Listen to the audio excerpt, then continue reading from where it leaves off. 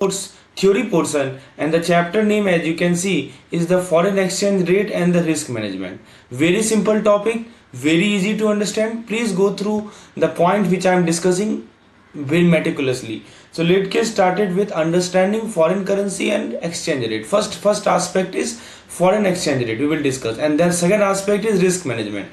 So let's get started with the foreign currency and exchange rate. Have you ever wondered why your dollar buy more euro on the same day and less on the other? Or have you ever wondered why your Indian rupees buy more dollar on same day and less on the other? Or why traveler exchange money before a trip? So today we will break down foreign currency and exchange rate in simple term, right? So first thing is that what is foreign currency? Yes, this is the first thing. What is foreign currency?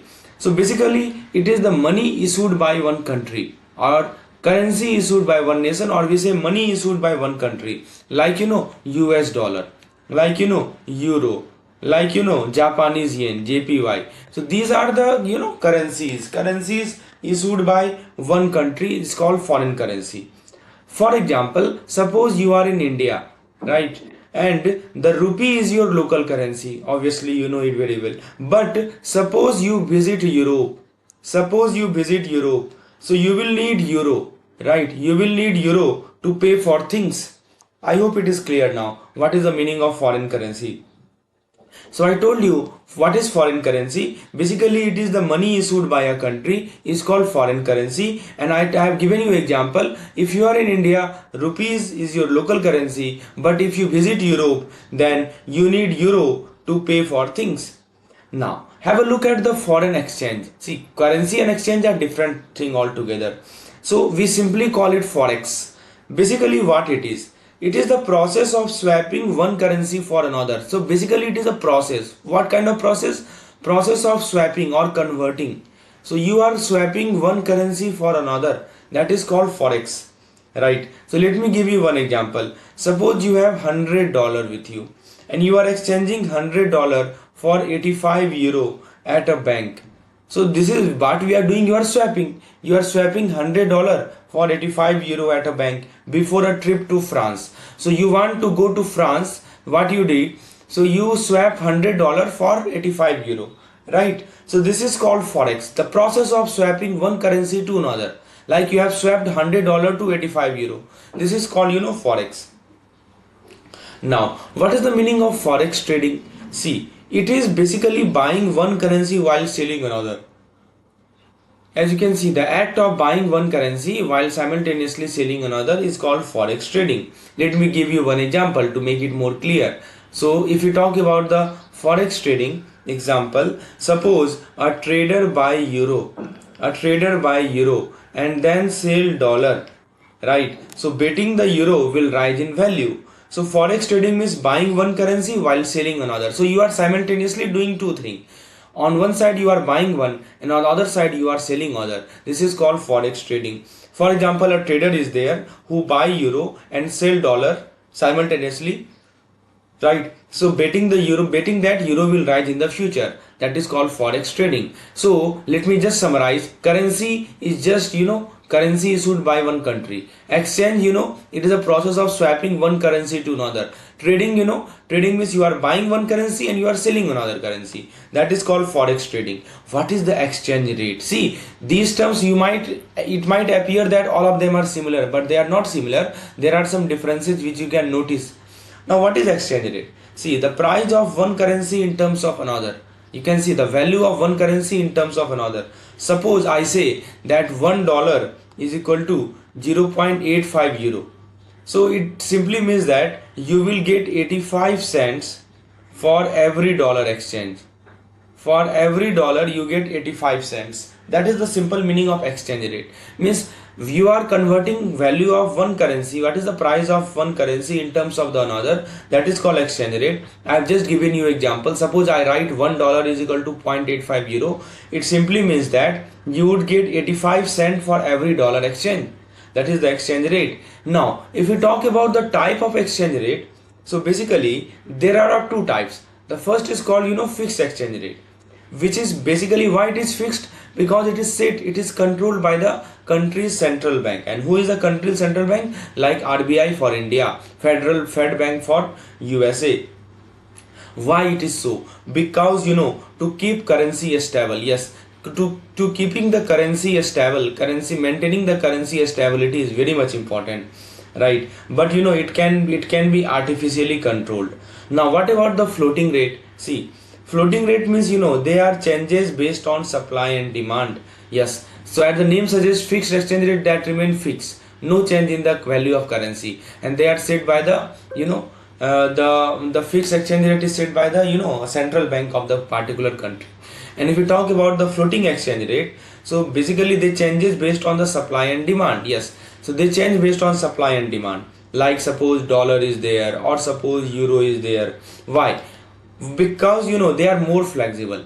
Flexibility is there in their operation. They are more flexible and they can fluctuate daily. So let me give you real life scenario to make it more clear. Imagine you are planning a vacation to Japan. Suppose you are planning a vacation to Japan, right? So what you did, you exchanged $1,000 for yen at today's rate, right? So let's suppose $1 is equal to 110 yen. So you exchange $1,000 for yen at today's rate. And suppose if the yen strengthen, what happened? Suppose if the yen strengthen, which means, right, 1 USD, suppose I say 1 USD is equal to 100 yen next month. That is called strengthening. I hope you understand. What is the meaning of strengthening? Means currency value is increasing. Earlier, $1 was equal to 110 yen, and now after strengthening, $1 is equal to 100 yen. So obviously, since yen is strengthening, so your dollar will buy less yen, isn't it? Your dollar will buy less yen. I have you understood, right? So now suppose yen weaken. Instead of strengthening, suppose yen got weak. What will happen? Suppose in this case $1 is equal to 120 yen. In that case, your dollar can buy more yen, isn't it? Your dollar can buy more yen. That is why exchange rate matter. What I told you, what is the exchange rate? Exchange rate is the rate at which you can trade one currency for another. That means if you express one currency in terms of another, the rate which is expressed is called in exchange rate, right? The value of one currency compared to another, indicating how much of domestic currency is needed to buy a foreign currency, that is the exchange rate. And you can see the impact of exchange rate. Sometimes the currency is strengthening, sometimes the currency is weakening, and obviously you can see the impact of that. That is why I told you exchange rate matter. So let's recapitulate what we have covered just now in very simple term, right? Let's do the recapitulation. First of all, we talked about foreign currency, which means the money which is used in different country. Money which is used in different country like euro, pesos, etc. Then we talked about forex. Forex simply means you are swapping currency. One word, swapping currency. Like at bank, like at airport, you usually swap currency. Then we talked about the forex trading. So trading, I told you, it simply means you are simultaneously buying and selling the currency for profit. Then we talked about the exchange rate. Exchange rate is the cost to convert one currency to another. What is the cost to convert one currency to another? That is called exchange rate. And there are two types of exchange rate. One is called fixed exchange rate. Whenever I say fixed exchange rate, it simply means it is government control. And whenever I say floating exchange rate, it simply means it is changed based on the market demand. So floating exchange rate depends on the market demand, and there are several other factors which affect the exchange rate we are going to discuss now. You can think about it. Next time you travel or see financial news, you will know why currency values shift. I hope I have given justice to your preparation. Now, have a look at what are the factors which influence the exchange rate. Just now I told you, in the case of floating exchange rate regime, there were some factors affecting the exchange rate. What are those factors? So now the question is, why does the dollar sometimes rise while the euro fall? Why do countries fix their currency value while another let them change freely? Let's break it down in the plain English with real world example. First of all, what influence exchange rate? What are the key factors which influence the exchange rate? So the first one, exchange rate does not move randomly. They are pushed by there are bigger force which push them, and one of them is the economic factor.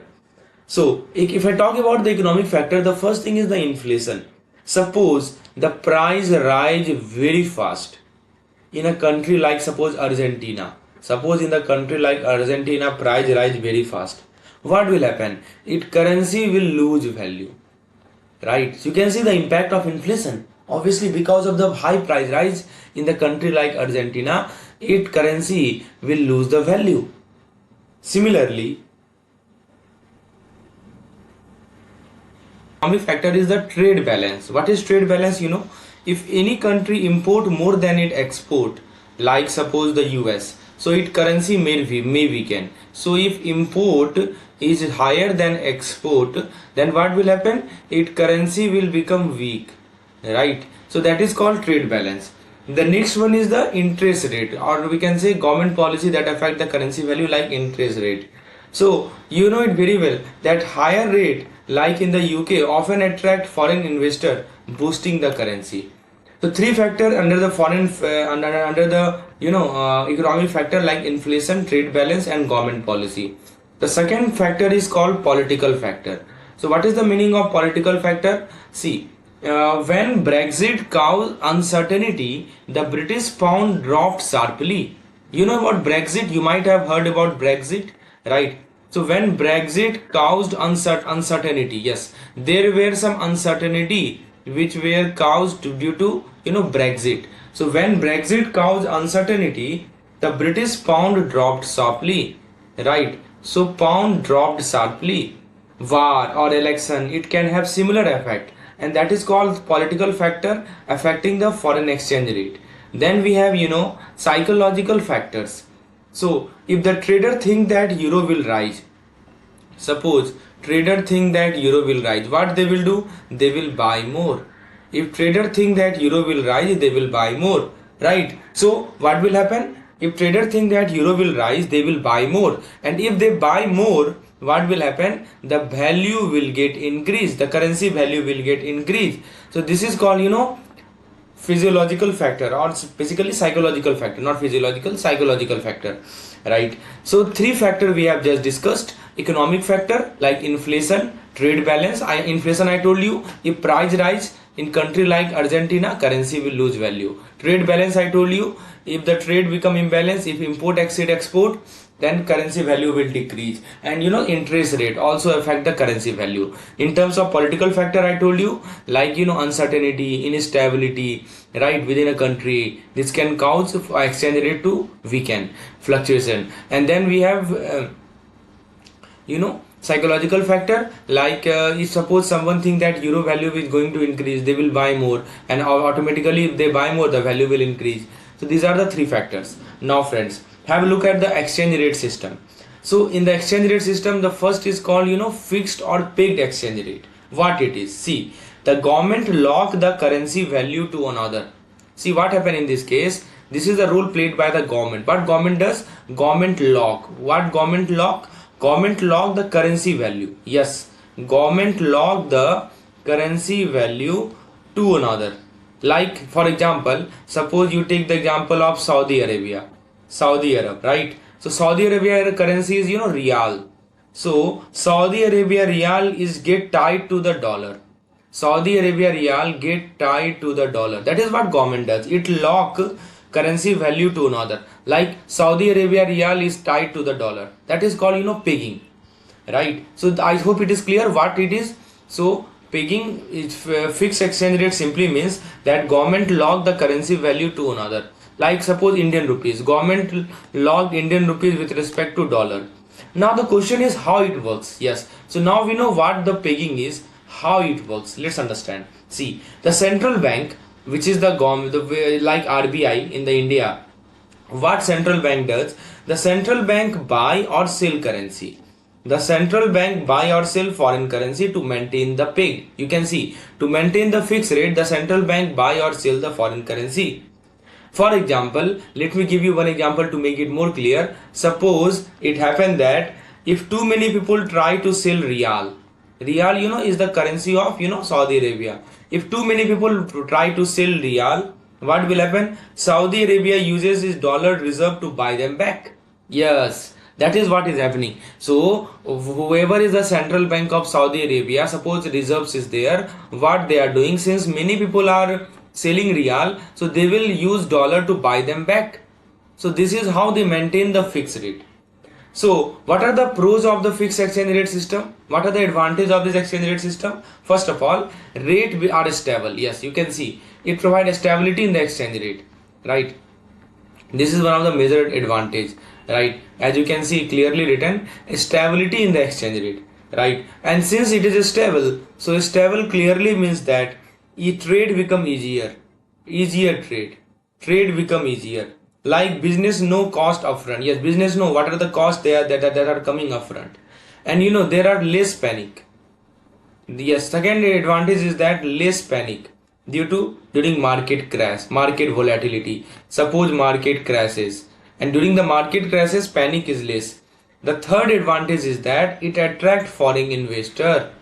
Yes, it attract foreign investor. This is one of the biggest advantage. Yes, it attract the foreign investor. So these are the pros. I told you the three pros: stable rate, which means easier trade, less panic during market crashes, and it attract the foreign investor. These are the three advantages of having the fixed exchange rate system. But what are the cons? Yes, what are the disadvantages? Yes, this is one of the major disadvantages, that it cost billions in foreign reserves. It cost billions in forex. It cost billions in forex reserve. Like China holding US dollar, it cost billions. Second disadvantage is that it limits the economic tool. You can see limit the government ability, or you can say limit the economic tool. Means you can't adjust interest rate freely. So these are two serious disadvantages of this fixed exchange rate system. First one I told you, that it cost billions in foreign forex reserve, and second thing I told you, it limits the economic tool. Now have a look at the floating or flexible exchange rate. See what it is all about. What happened? Currency value changes daily based on supply and demand. Supply and demand plays a crucial role in changing the currency value on daily basis. Like dollar, these are the currency. Like euro, Japanese yen, these are the currency, and their value daily change because of the supply and demand fluctuation. Let me give you one example to make it more clear. Suppose euro currency demand rises. Suppose euro demand rise. What will happen? Why it rise? Suppose due to strong German export. Yes, German has exported very good. So that is why euro demand increase. So what will happen? Euro will appreciate. Isn't it? Euro will appreciate. So what we are observing, that currency value is determined by the supply and demand. Since euro demand has increased, so euro appreciate. So this is called floating exchange rate system. Now what are the advantages of this system? Yes, automatic adjustment. This is one of the biggest advantage. Automatically adjustment. No need for costly reserves. In the case of fixed case, you see there were need for the reserves. You see now, they require large reserves, right? I told you now. I given you one example to make it more clear. Suppose take the country of India. Suppose more people are selling Indian rupees and buying dollar. So to maintain the stability, what Reserve Bank will do? Reserve Bank will buy those Indian rupees. So for that they have to maintain large stock of forex reserve, isn't it? So in the case of fixed exchange rate, the central bank of the country, they have to maintain large reserve of the foreign currency for maintaining the stability. But in the case of floating exchange rate, yes, here also stability is to be maintained, but it automatically adjusts. No need for costly reserve. This is one of the biggest advantages of floating exchange rate system. Second advantage is that so it eliminates the need for maintaining large forex reserve. I hope it is clear now. Second advantage is that flexibility. Yes, it provides you flexibility in the case of crisis. This is one of the biggest advantage. Yes, it provides you flexibility. So when I talk about crisis, what are the crises? Like recession. Recession is a crisis. You know it very well.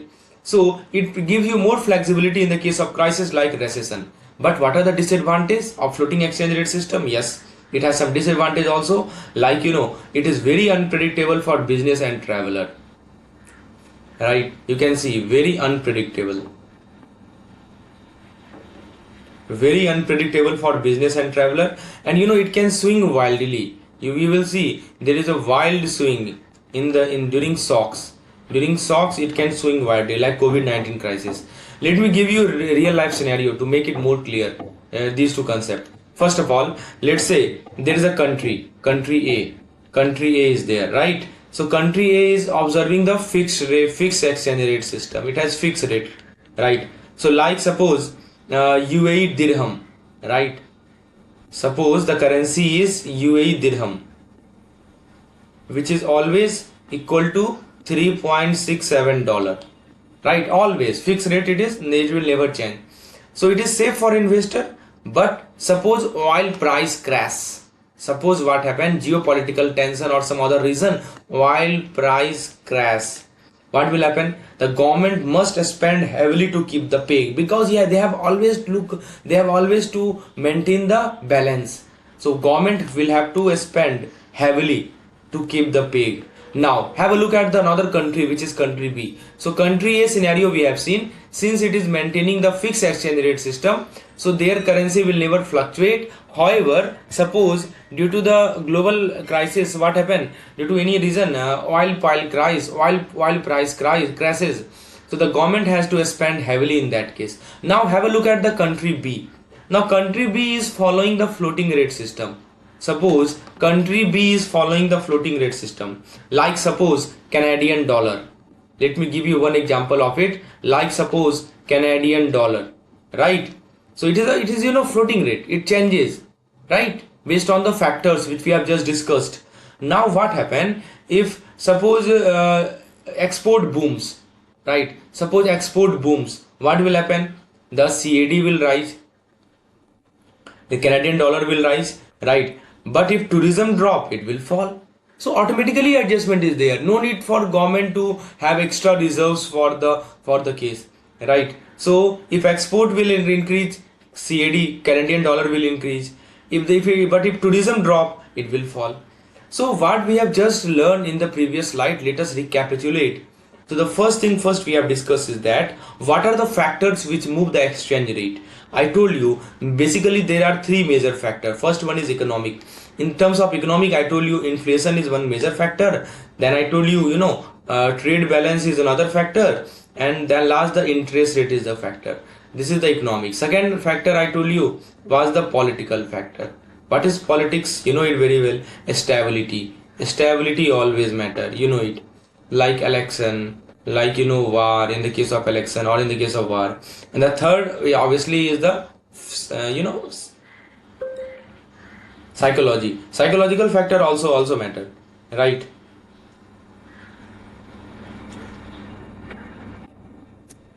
Like trader expectation, they can sway the value.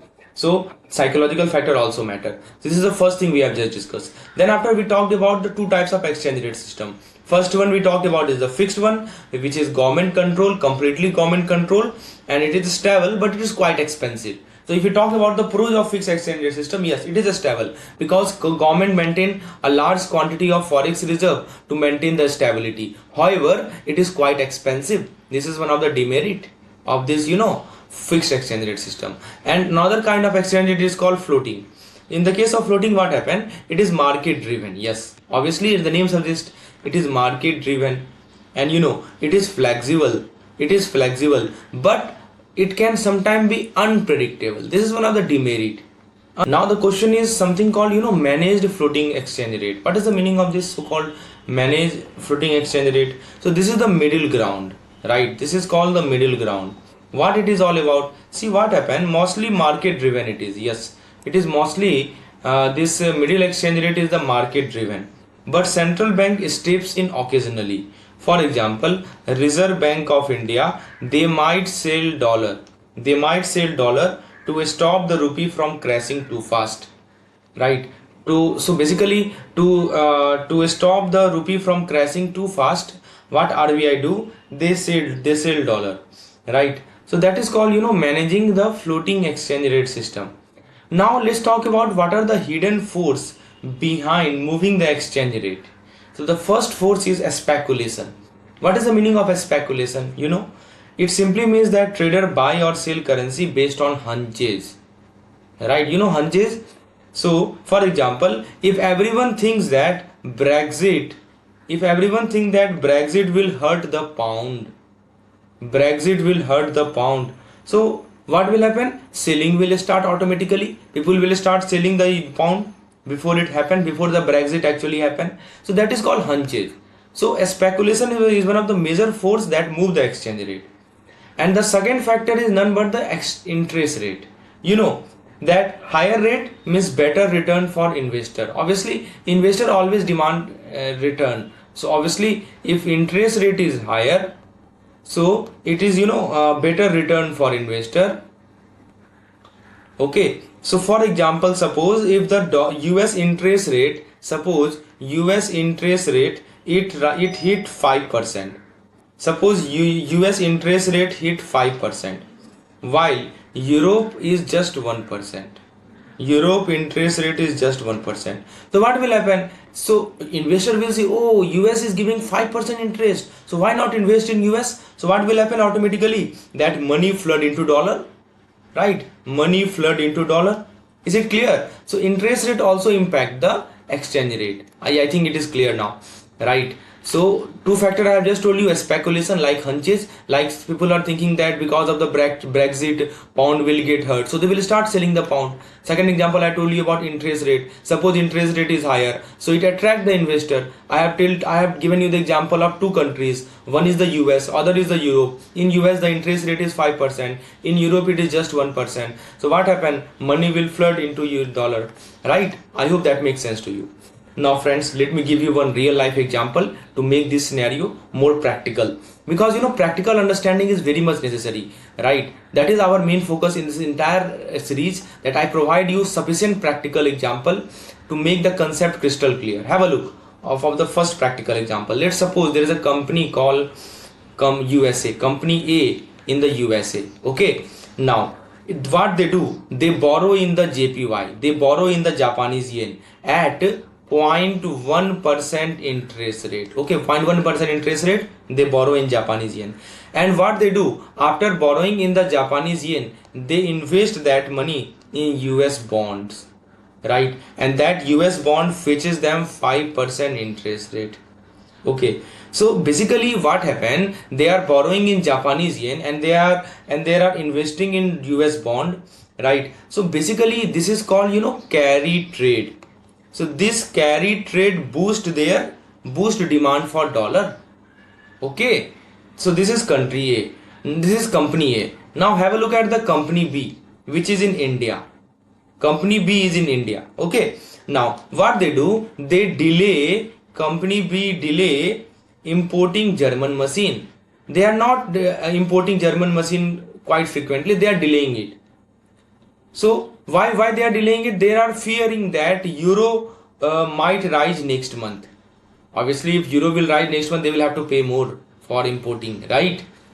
So basically, right, these are the two real life scenario, and it clearly explain that how this factor impact exchange rate. Like in the first case, company A, like which was in USA, right? So they are buying Japanese yen and they are selling US bond.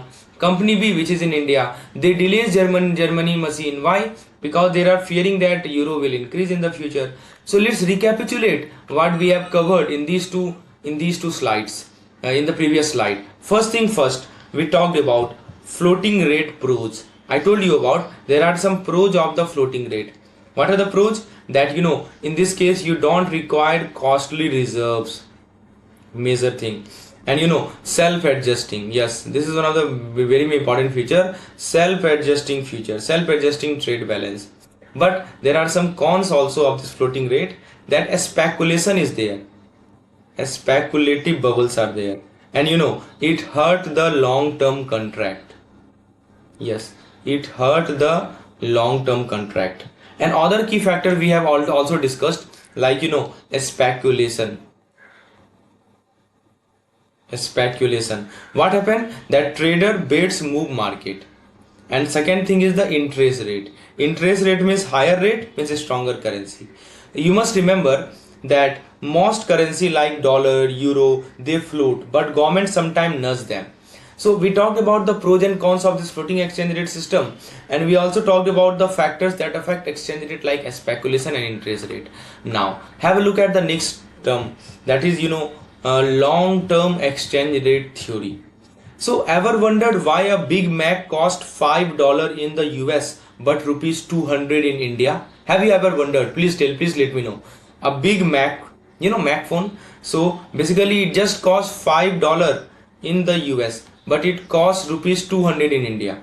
Or why some country get flooded with foreign cash. So in this slide we will uncover the invisible hand that shape currency values.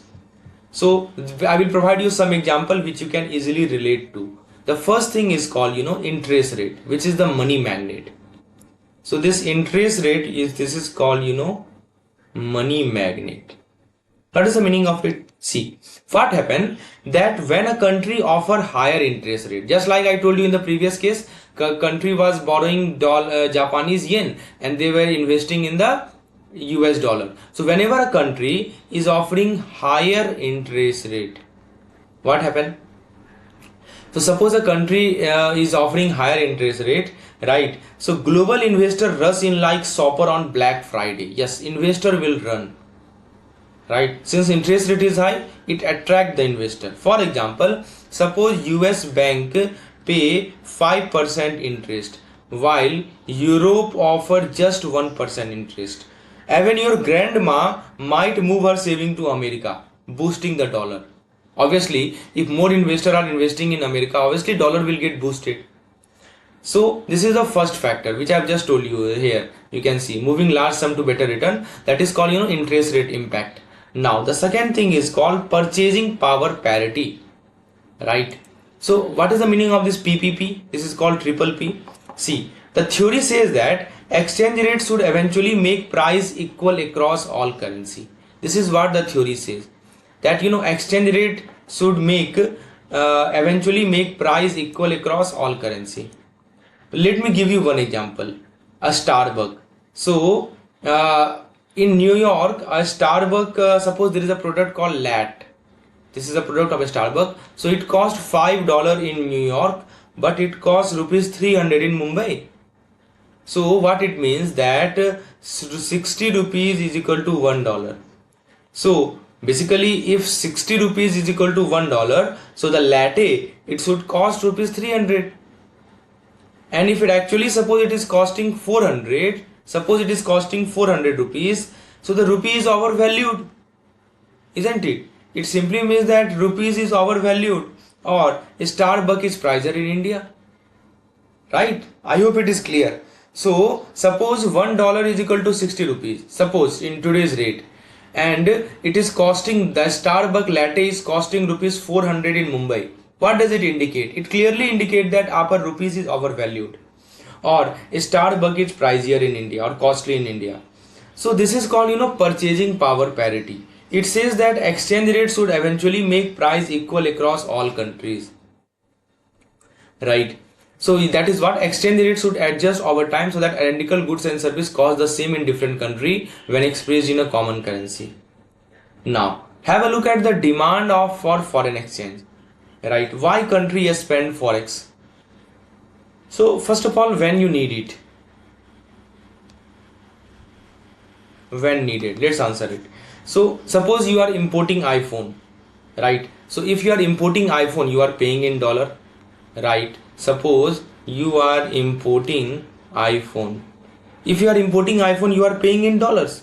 Suppose you are sending your kids to study abroad. So basically that is tuition in euro. Suppose you are buying Tesla stock, right? So you are buying the Tesla stock. So this is transaction in dollar, right? So basically what I am telling you that these are the case of demand for foreign currency when country spend forex. So suppose you are importing iPhone, you are paying in dollar. You are sending your kids to study abroad, your tuition fee should be in euros. You are buying Tesla stock, your transaction is in dollar, right? So, and there are something called big ticket demand. What we call it? Big ticket demand. See what happened. Suppose government is repaying foreign loan like Sri Lankan debt crisis, right? So this is big ticket demand. So these are the demand for foreign currency. Means when country spend forex. In all these cases, like purchasing goods and service from other country, like suppose you are importing iPhone, you are obviously paying foreign currency. You are sending money or gift abroad. Suppose you are paying for tuition fee in euro. You are all again doing the same thing, and you are investing in foreign financial asset, like you are buying the Tesla stock. Obviously you are buying, your transaction is in dollar. So all this case indicates the demand for the foreign exchange, and big ticket demand I have just told you. Now what are the case of supply of foreign exchange, which means how country earn forex. So whenever I say demand, means how country spend. Demand means spending. Demand simply means how country is spending the foreign exchange. Now when I say supply, it simply means how country earn the forex. So it means money coming in. It simply means money coming in. Like first case is export, right? So export, suppose you are selling Samsung phone, so obviously South Korea will earn dollar, right? Tourism, yes, tourism. So what happened, Bali is a country, they welcome Aussies spending dollar. So foreign investment, suppose Kashmir, they welcome, tourist. So foreign investment in the country asset. So these are the cases where money comes into the country, right? Suppose investment is also there, like Toyota building a factory in Mexico, that will bring yen. So the real impact is that, if we talk about the real impact, suppose our rupee we will become weak rupee, right? So what will happen if Indian rupees is weak? IT company, right? Indian IT company will earn more dollar. They will earn more dollar for same work, because our rupee is weak. So IT company will earn more dollar for same work. Now let me give you one real life scenario. So the two things I've talked about, demand and supply. So first of all, let's talk about a strong dollar effect. A strong dollar effect. Suppose what happened, that US increase the interest rate. So what will happen? Investor will buy dollar. Obviously this will attract the investor. They will buy dollar, and what will happen? Dollar will surge. Okay. Consequence is that Americans enjoy cheaper European vacation. So if suppose American are looking for Europe vacation, it will become cheaper because dollar has surged. And Apple sale drop because iPhone cost more overseas. Yes, since it is costing more overseas, so the Apple sale drop. So this is the consequence. That is the strong dollar effect. Now let's recapitulate what we have covered in this particular slide. So let's recapitulate it. The first thing is we have covered is the interest rate, right? We have covered is the interest rate. So interest rate, see, if the rate is higher, so currency will become stronger.